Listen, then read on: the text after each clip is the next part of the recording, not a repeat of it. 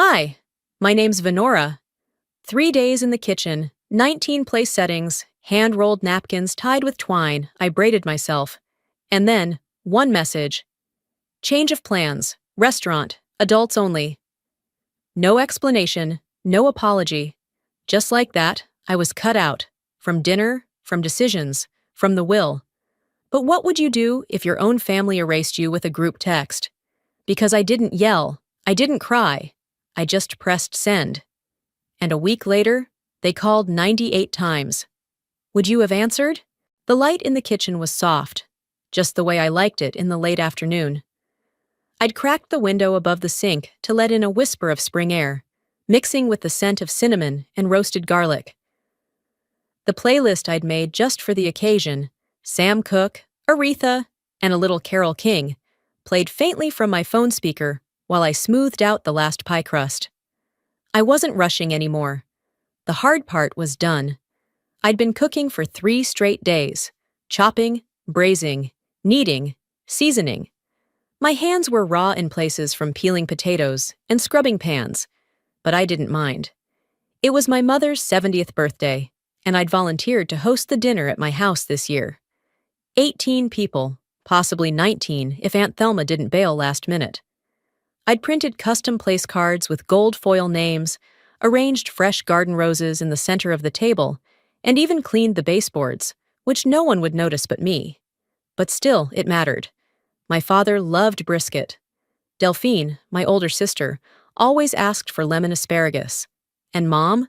She adored peach cobbler more than any dessert on earth. As I placed the cobbler into the oven, I felt a rare sense of hope fluttering under my ribs. Maybe this year, maybe they'd see it. The effort, the care. Maybe someone would say something like, "We couldn't have done this without you." Even a small thanks would have been enough. The sound of my phone buzzing pulled me out of that brief fantasy. I wiped my hands on the apron and picked it up from the counter. It was a group text from Delphine. Change of plans, restaurant, adults only. No greeting, no context, just a single clipped sentence. No one else replied, not even Mom. I stared at the screen, the message hanging there like a slap in the middle of my kitchen. Flour clung to the sides of my fingers as I held the phone. They weren't just changing the plan, they were cutting me out. The cobbler timer beeped behind me. I didn't move. I just kept staring, the words replaying in my head over and over. Adults only. I wasn't even worth a second sentence. I glanced back at the dining table I'd spent the morning setting. Every plate aligned, every napkin ironed and folded into a soft triangle. Candles stood unlit. There was no need now. My thumb hovered over the keyboard, and I typed, "Should I still finish setting the table?" 3 dots. Someone read it. Then nothing. I deleted the message. I didn't cry. Not right away. I went back to the stove and stirred the mashed potatoes I'd already finished hours ago. The scent of butter and garlic was still warm, but now it was all for nothing. "This isn't the first time they've erased me," I said aloud, my voice low. "Just the first time they didn't pretend to hide it." Years of memories flicked across my mind. Me setting up chairs at birthday parties, staying late to clean after family dinners, always behind the scenes, but never once included in the photos. I thought this year might be different. I really believed that.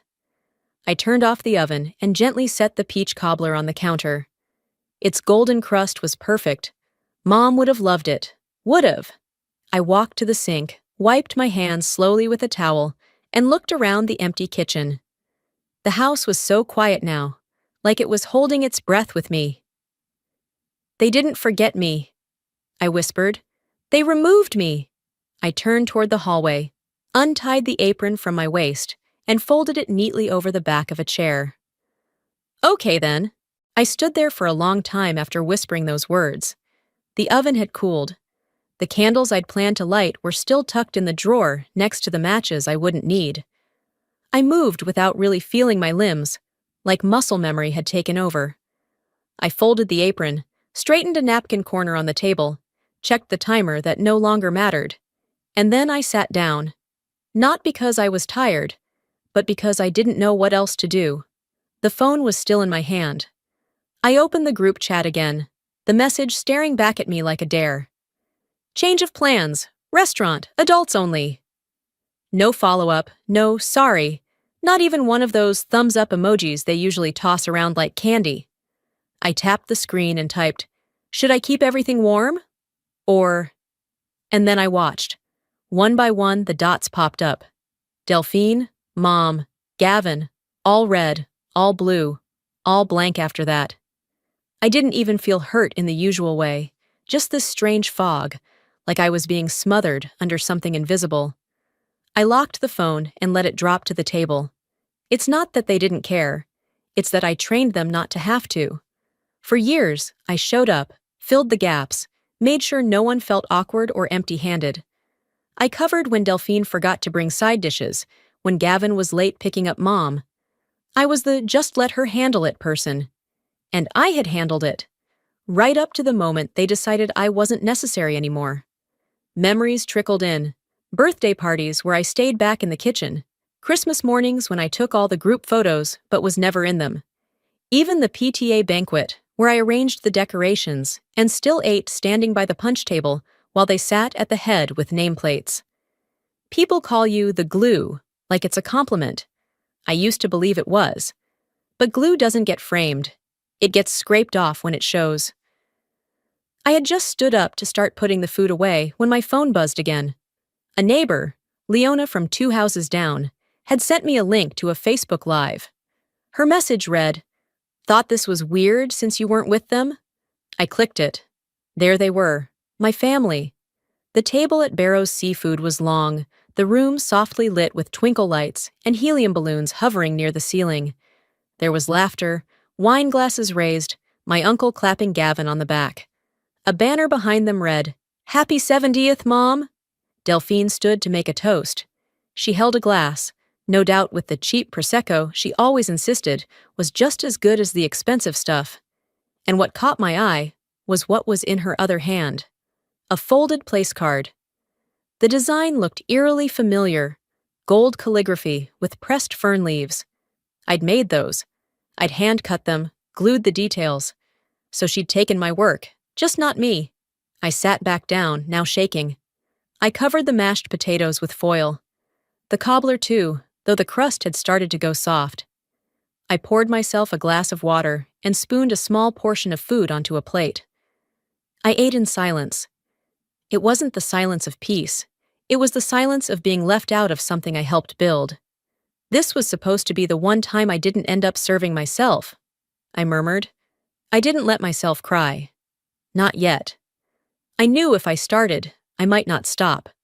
After finishing the meal, barely tasting it, I washed the dishes. Not because I had to, but because I couldn't sit in that kitchen and look at what was supposed to be anymore. I grabbed my phone and opened the group chat one last time. My thumb hovered. Then, with a steady breath, I hit Leave Group. Let them figure it out next time. Let someone else remember the napkins or the damn sweet potatoes.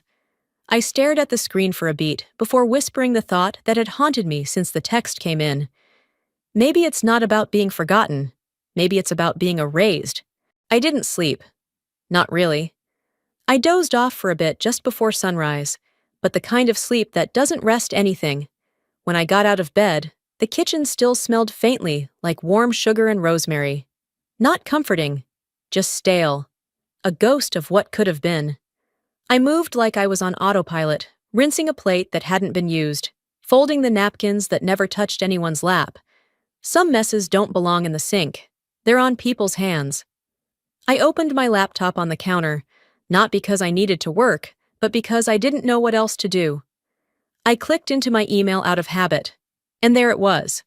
Subject line, Update, Family Legacy Fund Beneficiary Structure. Sender, Arliss Rudd, Esco. I didn't even open it right away. I stared at it like it might vanish if I blinked long enough. Then I clicked. The language was cold, efficient, legal. Effective immediately, your name will no longer be included in the primary beneficiary allocation list as approved by the voting committee. No greeting, No explanation, no courtesy call, just one digital gut punch. I stood there, reading it again and again, expecting something to shift in me, but all I felt was the air in the room becoming heavy, like everything was pressing down on me at once. I hovered over the reply button. My fingers clenched slightly, but I didn't write back. I didn't ask why. I didn't ask for reconsideration. I just closed the tab. Because if I said anything, it would be me trying to negotiate my own worth again, and I was done doing that. They'd drawn a line in the sand. Quietly, legally, permanently, and they didn't even bother to tell me in person.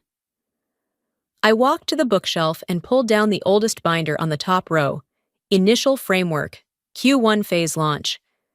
I flipped through the tabs, budgeting models, operating procedures, email templates, all mine. Hours of unpaid work, countless calls after my day job. I remember running mock board meetings in my garage, using paint stirrers as name placards. I thought family meant something different. I thought contribution was its own form of membership, but apparently, legacy only counts when it fits the version they're willing to frame. My phone buzzed. Voicemail. I played it. Mom's voice came through with that forced gentleness she used when she wanted to deflect instead of confront. Hi, sweetheart, it's Mom. I know you probably saw the fund update. We'll talk soon, okay? Delphine says you're a little emotional right now, and maybe it's best to let things breathe. Just take a walk, get some air. Love you. I let it play twice, not because I needed to hear it, but because I needed to make sure I wasn't imagining the tone. The way she didn't ask how I felt, just told me what to do. The way she didn't say it was wrong, only that I was overreacting. Delphine says you're emotional. Of course she does. They always package dismissal in concern. She's tired. She's overwhelmed.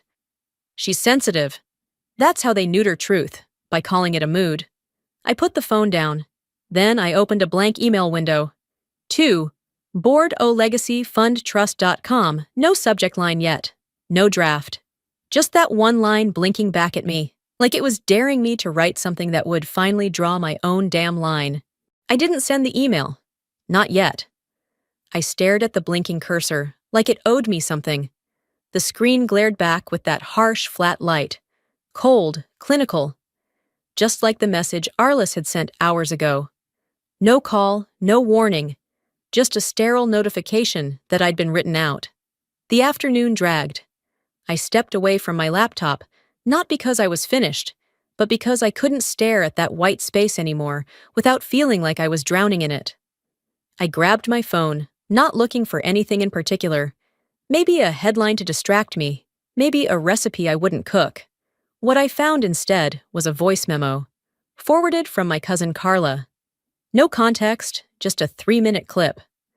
I pressed play, and the audio crackled to life. It was my Aunt Sheila's voice. That girl? She's sweet, but she's just kitchen help, really. Laughter followed. Soft, comfortable, familiar. Delphine's voice chimed in after a pause. She always volunteers. That's what makes it easier.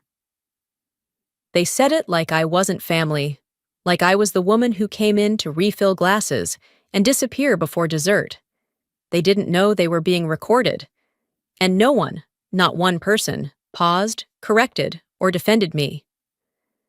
I sat down at the kitchen table slowly. My hands were shaking, not from rage, but recognition. This wasn't new. My name had been left off emails more times than I could count.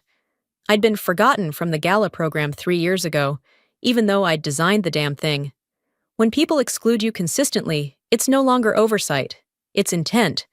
I read that somewhere once. It stuck because I didn't want to believe it could be true in my own family. But here it was. Intent. Proof of it, in their voices. I opened my browser again. Out of habit, I clicked the Legacy Fund website. It had been redesigned recently. Delphine made a big deal about it. More modern, more professional. That was her phrase. Scrolling through the Our History section, a banner image caught my eye. Gala night, 8 years ago. I remembered that night vividly. I wore a blue dress with a neckline that made Mom frown, and I stood on the far end of the lineup for the board photo. But in the image on the website, I wasn't there. The picture had been cropped. I closed the site and opened my phone's gallery, swiped until I found the photo from that night. There I was, on the end, half turned toward the photographer, mid-laugh. You couldn't miss me. But on the official version, the one that mattered, I had been snipped clean. It hit like a quiet internal bruise. One that didn't show but ached just the same. They didn't just forget me, I said aloud. They curated around me. The fund had been built on my unpaid hours. I made the structure, the systems, the documents they still used were based on frameworks I developed sitting at this same kitchen table, coffee gone cold at midnight. But none of that was in the brochures. No one gave a speech about invisible scaffolding. I closed the photo app and opened my notes folder, dragged every legacy-related document into a new directory, and began tagging them. Year, task, owner. No anger, no rush, just precision. I wasn't organizing out of spite. This wasn't for revenge, it was for construction. If they wouldn't give me a seat at the table, I'd build another one, with room for everyone who'd ever been erased like I had. I whispered it, not to anyone in particular, just to the space around me. If you're not in the picture, were you ever really there? I opened a clean spreadsheet, labeled it Structure, Original, and typed the first line of data. This time, it would be recorded. Not for credit. For truth. The file name stopped me. Legacy Fund, Originals, sent from a burner Gmail account I didn't recognize. No body text, no subject line beyond the title. Just a ping from my phone that cracked the silence of the kitchen. I clicked. And I froze. Inside were PDFs I hadn't seen in years. Some I didn't even know had been saved. Early spreadsheets, draft proposals, my old budget templates with handwritten notations in the margins, my handwriting, emails with timestamps, attachments I'd long assumed had disappeared into the family's convenient black hole of revisionist history. I didn't cry. I didn't smile either. But my shoulders dropped, just slightly. This wasn't vindication. Not yet. But it was weight, real, tangible weight I could now put on the other side of the scale. Later that evening, I cleared the dining table. Not for guests, not for family, for truth. I set out a manila folder labeled Legacy Archive and began to pull from drawers, old file boxes, saved thumb drives, receipts, screenshots, a PayPal transfer for $12,000 dated 5 years ago, money I'd sent to Delphine when she'd called me crying about needing to pivot the fund's structure. She had said it was temporary, said she'd pay me back, said it was just family. Attached to the receipt was a photo of a handwritten card. I don't know what I'd do without you. You're the only one who never asks me to explain. D. The same Delphine who just last week appeared in the fund's glossy newsletter, arms crossed, standing in front of the foundation's new office expansion with a caption that read, Delphine Krantz, our founder, took a leap of faith by funding the early seed round from her own savings, a testament to bold leadership. I stared at the card, then at the receipt, then back at the caption. I didn't need the spotlight. I never had. But I needed the truth not to be erased and repackaged into someone else's resume. I thought about how I got that money in the first place, selling my car, my Honda Accord. It wasn't glamorous, but it ran, and I sold it for less than it was worth to a neighbor who knew I was in a hurry. For her. I remembered the phone call. I promise I'll make it right, V. You're saving me, just until this thing turns around. It did turn around, and she walked away, holding the credit, while I stood in the shadows, carrying the cost. I opened my laptop and created a new spreadsheet, Fund Timeline Reality. I started logging the hours, every file I built, every call I joined, every weekend I missed. I didn't write it in anger. I wrote it like I was sweeping a floor before building something new. I remembered a quote my mentor once told me. You don't need to burn bridges. Just refuse to rebuild them with your own wood. I wasn't going to light anything on fire. Not yet. But I wasn't picking up a hammer for their house anymore either. The manila folder was full now. I left it open. I wasn't done, but I didn't feel rushed. I was playing a longer game now. I picked up my phone and hovered over Arliss's name. I didn't call. I didn't need to. They already knew what they'd done. You don't show them you know, I murmured. You let them show you what they think you've forgotten. Just then, a new notification buzzed on my phone. Google Drive, new folder shared. From unknown, title, Legacy Fund, Originals. I opened it again, this time slower, and there it was, something I hadn't seen since the beginning. A scanned cover page, initial operating agreement, contributors, Venora Ellis, Delphine Krantz, Gavin Boone. My name, first. The words were still there. I remember everything. I didn't save the draft, didn't even add a subject line, but those 3 words on the screen had already stirred something in me I couldn't unfeel. So instead of hitting send, I closed the laptop, made myself a cup of tea I wouldn't finish, and walked away from the desk. I needed air, but not outside. I needed to breathe where the silence had lived longest, inside that folder, the anonymous one. I opened it again from my phone while standing in the doorway of the living room, the floor still scattered with old notes and unopened holiday cards. The folder hadn't vanished. If anything, it seemed more real than ever.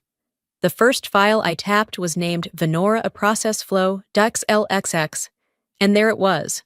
My format, my naming convention, my tab colors, my sequence of steps labeled in my voice. I knew that spreadsheet like I knew the lines in my own palm. I didn't leak this, but someone out there knew what they'd taken from me and wanted me to know they remembered. I printed it. One by one, I began organizing every document in my own archive. I labeled each file by year, project, task, cross-referenced against emails, texts, scraps I'd written on sticky notes, and the backs of bank envelopes. I didn't call anyone. I didn't post. I didn't even vent to the dog across the street, who usually barked through the fence whenever I walked past. Instead, I started a personal ledger titled Legacy Truth Log. It began simple. 2016. Created budget model from scratch after Delphine's consultant quit. 2017. Donated personal funds to print first marketing materials. 2018. Drafted pitch deck for local sponsorship outreach. This isn't revenge, I told myself. It's record keeping. It's time the story stopped being one-sided. Every hour I hadn't been paid for, every detail they'd presented as visionary that I had quietly built with no credit. I logged it all.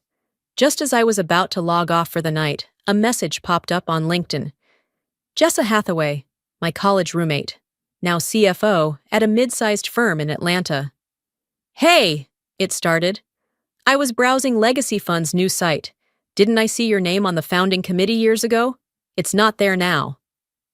I blinked, then typed, "Not anymore. They edited it out." Her reply came fast.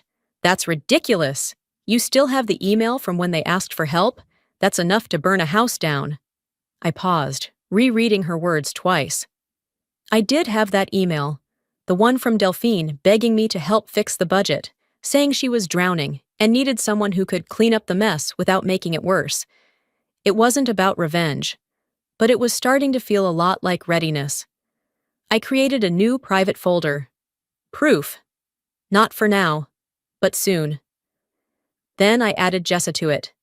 She didn't ask for access. I gave it anyway. I reread our short exchange, feeling something I hadn't felt in weeks. Not validation, not hope exactly, but a shift. I didn't even ask her. She saw it herself, which means others will too.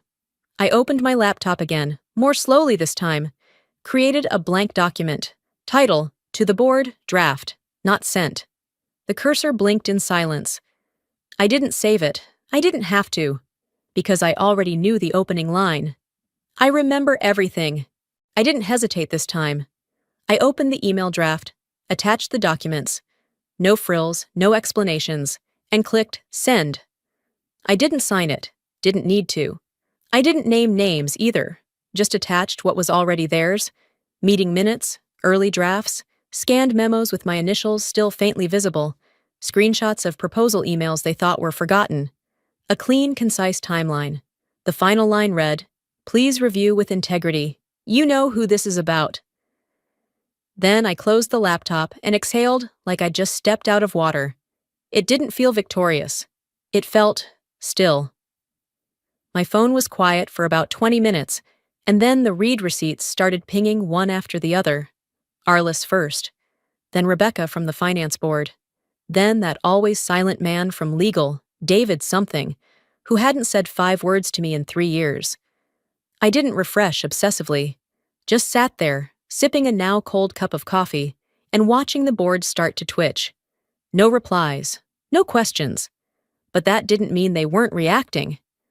I'd learned long ago that silence doesn't mean nothing's happening.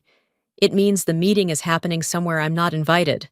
By mid-afternoon, 2 of the PDFs had been forwarded twice, one from a private Gmail to a board-linked domain, another directly to external counsel. They were scrambling. I could feel it without hearing a word. Later that night, I lit a candle, not for ambiance, but because the power flickered in the storm rolling through Charleston, and maybe, deep down, part of me liked the metaphor. Then it happened. My phone buzzed again. Leona, my neighbor 2 houses down, sent me a link to a blog post. Concerns raised over transparency in local family fund. No names, no accusations. But every line screamed truth. Phrases lifted directly from my documents. References to early operational contributions from uncredited sources. They even quoted one of my original project outlines word for word. I didn't leak it, but someone had. And I knew exactly what that meant. Someone on the inside wasn't playing by their script anymore. I stared at the screen for a long time. I didn't screenshot it, didn't forward it, didn't comment or like or share, just read. And read again. It didn't feel like I thought it would. It didn't feel like payback. It felt like something I'd been dragging behind me for years had finally slipped off my shoulders. The kind of exhaustion that comes from holding a truth too long, finally releasing. Not relief, just air. Clean, full air. I turned off my phone, and for the first time in weeks, I let my shoulders fall, let my face soften, let myself breathe. At 2:03 in the morning, the screen lit up again. A message from the name I hadn't seen pop up in days.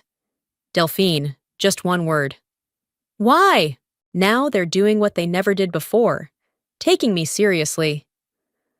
That thought drifted through my mind as I sat up in bed, the sun just beginning to crawl through the cracks of the curtains.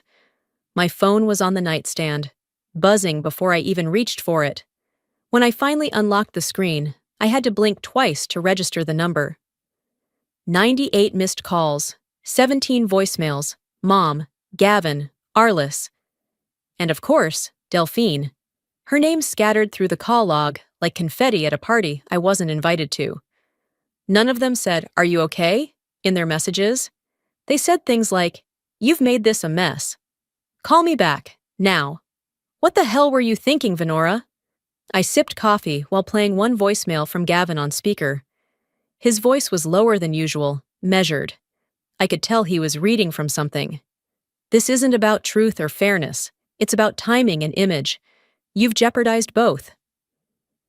I set the phone down, not out of rage, but because I'd heard enough. Amazing how loud people get when silence finally breaks their script. By noon, I'd already walked the length of the block twice, just to stay ahead of the ringing. I needed to be moving, even if I didn't know toward what. That's when the FaceTime came through. Delphine. I stared at the screen a beat too long. Then I hit accept. Her face appeared, framed in sunlight and smudged mascara. She was dressed for optics, crisp white blouse, blazer barely wrinkled, earrings that looked intentionally understated. She didn't wait. "You embarrassed us." Her voice cracked. "I don't even know what you sent." She paused for dramatic effect, and when I didn't jump in, she blinked fast and kept going. "Mom's upset. You know how fragile she's been since the foundation's restructure. And Gavin's deal with that coastal project. He said the timing couldn't be worse." I let her go on. Every word sounded rehearsed. She was crying, yes, but not because she was sorry. It wasn't guilt. It was fallout. They cry about the fire, but not about the match they struck. She waited for me to say something. Anything. I kept my tone calm. I sent the truth. If it damaged something, maybe it wasn't that stable to begin with. There was a beat of silence. Then she ended the call without another word. I didn't save the video, but I screenshotted the call log. Something about it felt significant. Maybe not now, but someday. I sat on the front steps with a notebook I hadn't opened in months. I'd written something in it years ago during a retreat someone at the fund sent me to, the kind with overpriced speakers and catered boxed lunches. One quote was underlined twice. "You are not required to set yourself on fire to keep others warm." I whispered it now, like a prayer. "I didn't blow up the house," I said. "I just stopped holding up the walls." And just like that, the guilt slipped off like an old coat. It didn't fit anymore. For dinner, I made something simple: rice, steamed greens, salmon baked in foil. I ate alone, not in sadness, but in silence that was mine. Not silence given to me by omission, but one I chose. At 9:47 p.m., just as I was rinsing the plate, my phone buzzed again. A text from Arliss. "Board is requesting a closed session, details forthcoming." No greeting, no context. No, "hope you're well." Just procedural. But I smiled. Now they're doing what they never did before, taking me seriously. The agenda email came just after 5 p.m., right as I was walking past the park where Dad used to play chess on Sundays. I opened it standing beside the iron fence, the late sun slicing through branches and warming my hands even as the screen stared back coldly. "Final agenda attached for tomorrow's closed board session." I scrolled. My name wasn't under attendees. It was under subjects of concern. I exhaled. Good. That means they're finally spelling it out loud. Later that evening, I sat on the porch with my laptop open and my fingers resting lightly on the keys. Not typing, just waiting. I didn't need to send anything tonight. I'd already made my move. A message popped up in my inbox. No subject line, no signature, just one sentence. That voice in the email, "It was yours, wasn't it? Thank you for finally saying it." I didn't write back. They used to look through me. Now they look for me. And that, right there, was the shift. This wasn't someone asking me to fix something or smooth something over or keep the peace for the family. It was gratitude. Nothing attached. No follow-up favor. No damage control. It didn't last long. Peace never does. But it was real. A few hours later, an email blast came through from the Legacy Fund. A shiny new digital brochure. A decade of impact, polished graphics, pull quotes, stylized headshots. Curiosity got the best of me. I clicked. Founding contributors: Delphine Krantz, Gavin Boone, Rachel Sellers, Junior Associate. No mention of me. I stared for a while at Delphine's photo. Her arms crossed in that way she thinks signals power. Her smile just short of sincere. I remembered a draft version of that same brochure buried in my old inbox. I searched for it, found it under a label I hadn't touched in years. Fund. Original materials. There it was. Same layout, same headline. But in that version, my name was listed. Venora Ellis, Founding Operations Lead. Edited out. History is edited by those who need to look better in it. I whispered the words, then hit save on the PDF and renamed it Legacy Revision Proof.pdf. I didn't send it, not yet. Instead, I scribbled a note on a post-it and stuck it to the corner of my screen.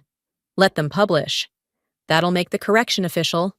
The next morning, I took a walk, nothing dramatic. Just 10 blocks down King Street, past the cafe I used to meet donors at, past the bookstore Delphine said was too local to partner with. I paused across the street from the Legacy Fund's office building. Through the glass windows, I could see them. Delphine pacing with her headset on, Gavin hunched over a laptop, Arliss standing near the coffee station, pretending not to watch either one. They looked busy. They looked concerned. They still didn't know where the storm was coming from, because it wasn't outside the building. It was under their foundation. I smiled. Then I walked back to my car, not hurrying, not hiding, just moving the way people do when they've stopped asking for permission. My phone buzzed. One last email before the day closed. Reminder, closed board session, 10 a.m. Deliberation on legacy impact.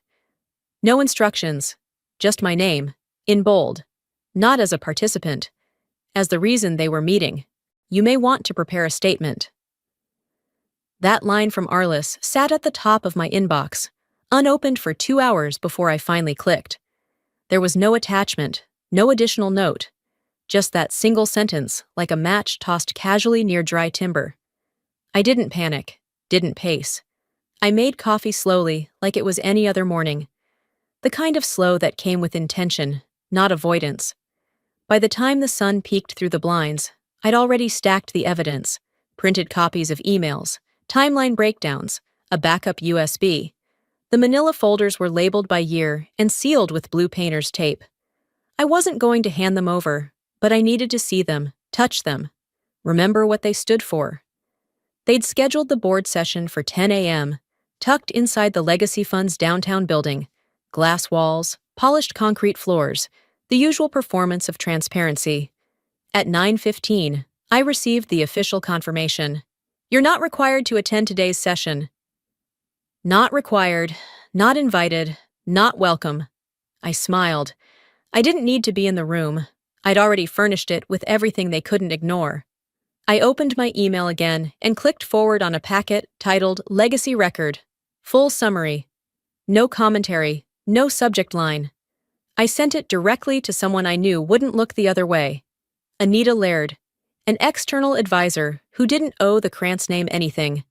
She and I hadn't spoken in over a year, but she once told me, "You were the only one who asked for process before results."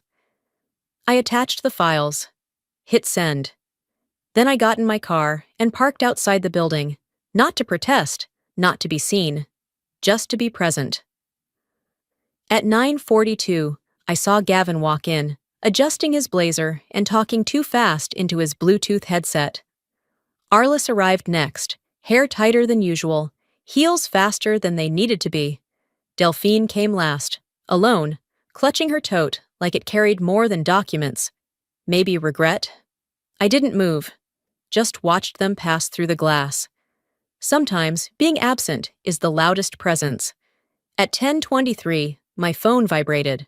A message from a number not saved in my contacts, but I knew who it was. One of the junior auditors I trained years ago. Someone who'd never had a seat at the table either. They asked about your early roles, the message read. I told them the truth. Hope that's okay. I stared at the screen before replying. It's not just okay, I typed. It's overdue. Another ping came through. A forwarded scan. My original project proposal, signed in ink, with my name printed across the top in bold font. Venora Ellis, lead strategy consultant. 8 years ago, buried ever since. I exhaled hard, then saved the file and backed it up 3 times. By noon, I was halfway through a walk along the Battery, cool breeze curling past my sleeves. I didn't rush, didn't refresh. I'd already moved past the need to chase the outcome. When you stop trying to get in their room, you remember you already built your own. At 6:02 p.m., just as I sat down to eat dinner, chili from the slow cooker still steaming, I saw the encrypted email from Arliss. Subject line, RE. Role clarification, internal use only. There was no attachment, just a single line of text. You may want to prepare a statement. They want clarity? They better bring a flashlight. I whispered it into the dark as I powered down my phone and set it face down on the windowsill.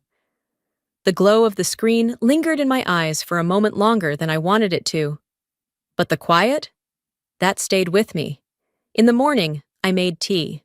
No calls, no texts. The kind of silence I had once begged for. Now, it didn't feel like peace. It felt like prep. The first voicemail arrived at 10:12 a.m., Grandma Mildred. Sweetheart, she began, breath shallow, voice coated in concern that felt borrowed. I don't agree with how they've handled things, but maybe let it be. Please. You've made your point. Click. No, I'm proud of you. No, I believe you. Just a polite plea to return to quiet compliance. I replayed it. Once. Twice. Not to hear her words, but to catch what she didn't say. She knew I was erased. She just didn't want to risk her seat at their table. She never did. And yet, I loved her for it. Quietly. The kind of love that recognizes frailty and forgives it, even when it burns. Later that day, I got tagged in a Facebook post from an old colleague I hadn't spoken to since we worked on the 2016 gala together. I clicked through. The headline stopped me cold. She was cut from the picture, but she built the frame. It was published on a local blog known for community spotlights and exposés. The article was unsigned, but I didn't need a byline to know who'd written it. It quoted phrases pulled directly from my draft email. Legacy doesn't begin with who's listed first. Silence is a transaction we're taught to make quietly. No one from the family had commented. Not publicly, but the absence of denial was its own kind of confession. And the silence? It was louder than rage. I walked through the hallway in my house, the one lined with frames. Photos from birthdays, baptisms, holidays where I had done the cooking, the organizing, the cleaning. In most of them, I was either blurred in the background or holding the camera. They never wanted me gone, just invisible, quiet, useful, like a serving tray that got passed around without acknowledgement, but was always expected to be clean and steady. A message popped up from Lisa, an old coworker. That article? That was you, right? Then another from Aaron, who used to intern under me before getting poached by Gavin. About time someone told the truth. I didn't confirm, didn't deny. Just typed back. Truth doesn't need a name when it's obvious. I let them draw their own lines. Mine had already been inked. And then, just as I was about to set my phone down for good, another notification arrived. A group message from Mom. We are having a family-only dinner Sunday night. No drama, just clarity. Clarity, as if it was something they could bake and serve over mashed potatoes. I read it 3 times. Didn't respond. Just turned off the phone again and stared out the window. They want clarity? I said, almost amused. They better bring a flashlight. I think we should build something together. May's message was still glowing on my screen when I pulled into Delphine's driveway that Sunday evening. Her porch lights were on. Her lawn looked clipped by laser. Inside, I could already see movement, shadows shifting behind gauzy curtains. I parked across the street, engine idling longer than it needed to. By the time I stepped through the front door, they were all already seated. Of course they were. The table looked like a spread straight out of a lifestyle magazine. Linen napkins folded into swans, crystal glasses, flowers too symmetrical to be real. For a second, I almost admired it. It looked perfect, I thought, like everything in this family always did. Until you asked who paid for the silver. Mom greeted me with a kiss that barely brushed my cheek. Gavin nodded, but didn't meet my eyes. Delphine waved me toward the only empty seat left, conveniently at the far end. Dinner began like a well-rehearsed play. Vacation plans, vague fundraiser talk, a couple jokes about Gavin's golf swing. It wasn't until the plates were being cleared and dessert hovered nearby that Delphine stood up with a glass in her hand. I'd like to clear the air a little, she said, as if that were a generous offer. She didn't mention names. Not mine, not hers. Just a polished monologue of implication. We've all made mistakes, she started. But some people, well, some things should have stayed within the family. We've had to manage a lot lately, I cut in. Some people, or me? I asked, my voice level. Because I came here hoping for a conversation. What I walked into was a performance. She blinked, lips parting just slightly. Mom tensed across the table. Gavin glanced at his watch, like it might give him an excuse to leave. Delphine smiled, tight, rehearsed. "There's no need to get dramatic, Venora." I put my fork down. "Dramatic? No," I said. "Documented? Yes."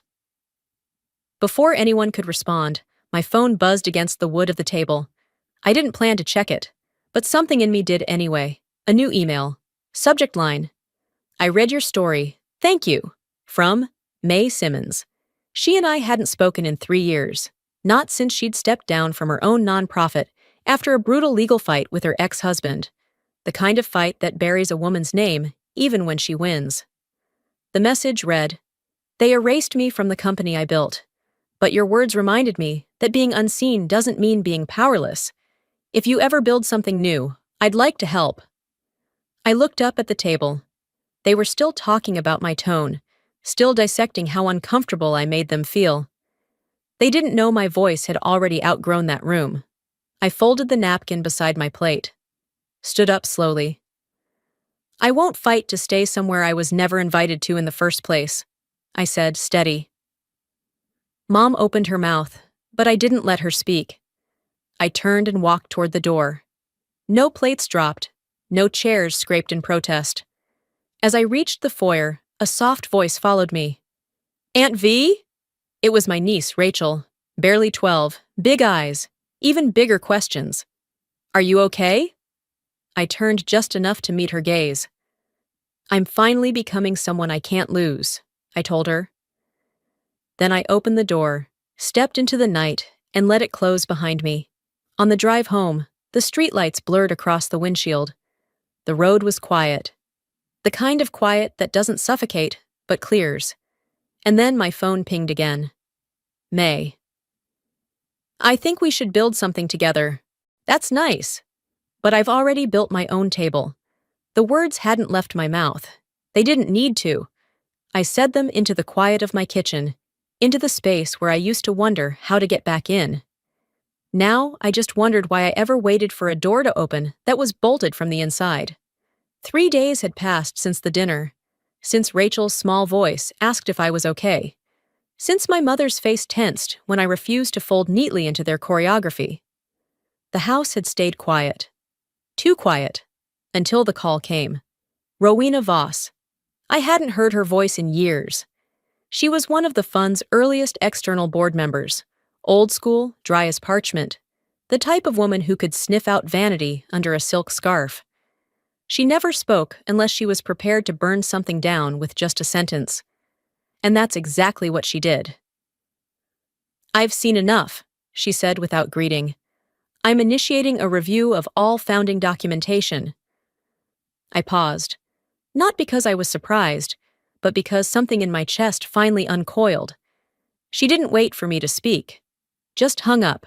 Power doesn't always speak first, but when it moves, the room shifts. That same afternoon, I received 2 emails forwarded to me anonymously.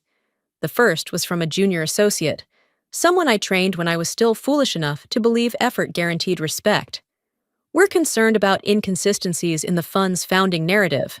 The second email hit harder.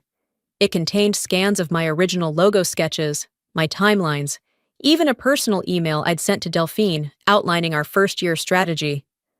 I'd found those designs once on a boardroom slide, credited to a consulting firm that had never existed.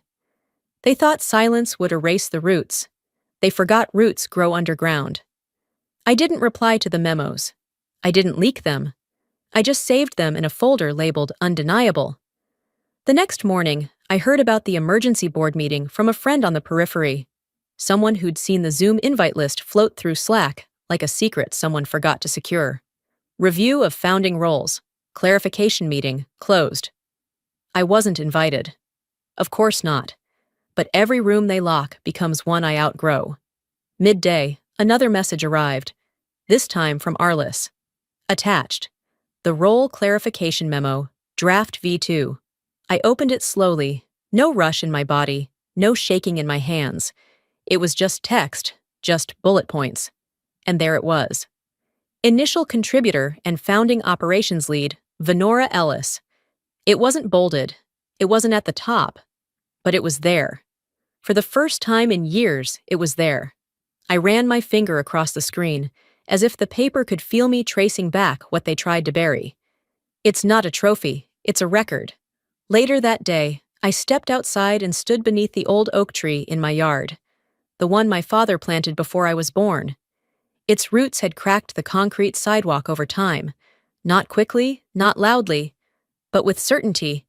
They kept thinking I was trying to come back, but I never was. I was trying to move forward, without dragging them with me. That evening, another email arrived, this time with a header soaked in politeness. We'd like to formally welcome you to next month's Leadership Summit. Seat 2B is reserved. I read it twice. Then I leaned back in my chair and laughed once. Soft, full, final. That's nice, I said aloud, but I've already built my own table, and now it begins.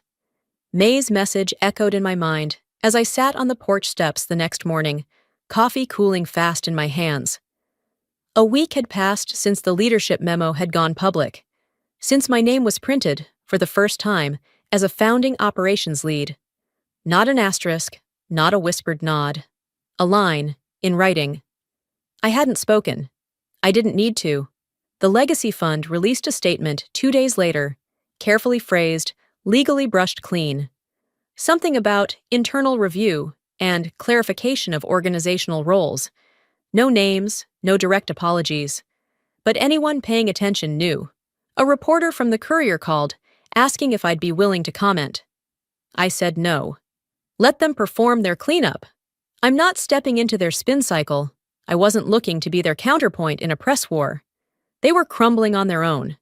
By Wednesday, a small watchdog site, one that didn't depend on donor ads, published a story titled Silent Builders: How Legacy Fund's Origins Were Reshaped. It was everything I had feared and everything I had hoped.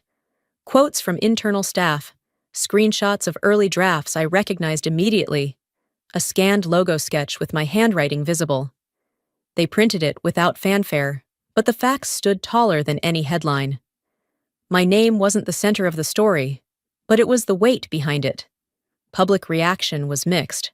Some loyalists called it a smear. Others commented things like, "Finally, we knew something was off." This explains why Gavin never answered our emails. Inside the walls, though, it was different. I could tell. Gavin called me that evening, first time in almost 4 years. His voice was measured, like a man talking to a ticking clock. "Let's find a way to contain this," he said. Quietly. "I think we can agree the optics aren't good for anyone." I let the silence sit between us like a third voice. Then I said, "You should have thought about that before you rewrote the credits." He hung up without another word. I closed my eyes and leaned back in the chair. It wasn't just the lies. It was the comfort they had while telling them. I remembered something an old professor once said when someone asked about power. Power isn't loud, it's who decides what gets remembered. And now, the remembering was out of their hands. Later that week, an email came through from the organizers of a women's entrepreneurship conference in Atlanta. Subject line, "Foundations That Don't Break, Invitation to Speak." I stared at the screen. I didn't go looking for a platform. I became one. That night, I reopened my notebook. The one where I used to track meeting notes and grocery lists. The back pages had always been reserved for thoughts I didn't know what to do with. Now they read like blueprints. And then, as if the universe was winking, another message landed in my inbox. A name I didn't recognize. The subject line was simple. "If you ever need someone." I clicked. I was there. I saw what they did. I never said anything because I thought I'd lose everything. But I'm ready now. If you ever need someone to speak, I will. I read it twice, closed my eyes, and whispered, not to anyone in particular, just to the air that had always been too still. And now it begins. The next morning, I opened the audit summary in my inbox and stared at the PDF before clicking. I didn't need to rush. It wasn't like I hadn't already lived every line of it. But there was something about seeing it there, formalized and official, that made me take a breath. Page 4. Initial contributor and founding operations lead, Venora Ellis. Not bold, not underlined. But there. It took a paper trail to be seen. But I was never invisible, just inconvenient. Within 48 hours, 3 board members submitted their resignations. No public spectacle, no press conferences, just quiet exits from people who realized they'd stood still for too long beside something crooked. Delphine released a carefully worded statement, stepping back to focus on family, as if the timing were just coincidence. Gavin, predictably, issued a formal apology. But it wasn't to me, it was to the fund. They apologized to preserve image, I thought, not to restore integrity. Later that week, I received an offer, a seat on the restructured board, a warm welcome, a second chance, an olive branch wrapped in PR strategy. I declined with one line. I no longer need a title to validate the work I've already done. I remembered something my old mentor once told me. Don't build to be recognized. Build so it stands without your name on it. And I had. Quietly, steadily. When I visited a local college the following Thursday to speak at their seminar on whistleblowing and gendered erasure, I wasn't prepared for how many young faces were in the room. Students, staff, women with notebooks and questions that sounded a little too familiar. One of them stood up and asked, "How did you stay quiet for so long without giving up?" I smiled, not because it was easy to answer, but because I finally could. Silence isn't weakness, I told them. Sometimes it's a weapon waiting to aim correctly. There was no applause, just a long, quiet nodding in the room. That was enough. The next morning, I sat in my favorite corner of a small bookstore downtown. Laptop open, coffee lukewarm. I added the last paragraph to a document I'd been writing on and off for years, a personal account of everything I never got to say aloud. I typed the final sentence. Not vindictive, just complete. Then I clicked Save and closed the lid. I didn't need an audience. I just needed the ending. That afternoon, a package arrived at my front door. No return label, brown craft paper, a single strip of tape. Inside, a handwritten note on thick cardstock and a thumb drive taped to the back. I saw everything. I kept copies, just in case you ever needed them. No signature. But I knew exactly who it came from, Delphine's former assistant. The one who always offered me a glass of water and a tired smile in meetings.